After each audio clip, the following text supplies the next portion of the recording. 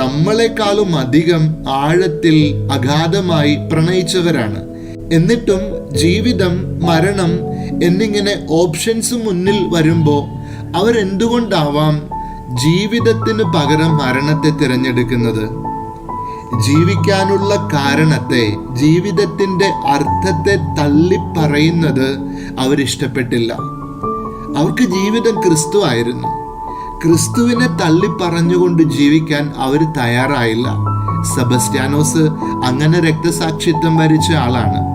ഇന്ന് ഈ ദിവസത്തിൽ, ഇനിയുള്ള മണിക്കൂറുകളിൽ പോലും എത്ര തവണയാണ് ഞാൻ ജീവിതത്തിൻ്റെ കാരണത്തെ, ക്രിസ്തുവിനെ ചെറിയ കാര്യങ്ങൾക്ക് വേണ്ടി തള്ളിപ്പറയാൻ പോകുന്നത്? ഏത് കാര്യത്തിലും ക്രിസ്തുവിന് വേണ്ടി, വിശ്വാസത്തിന് വേണ്ടി നിലകൊള്ളാൻ നമുക്കാവട്ടെ. സുവിശേഷത്തെ ഇല്ലാണ്ടാക്കിയുള്ള ഒരു ജീവിതം ഇന്ന് അവശേഷിക്കുന്ന ഈ മണിക്കൂറുകൾ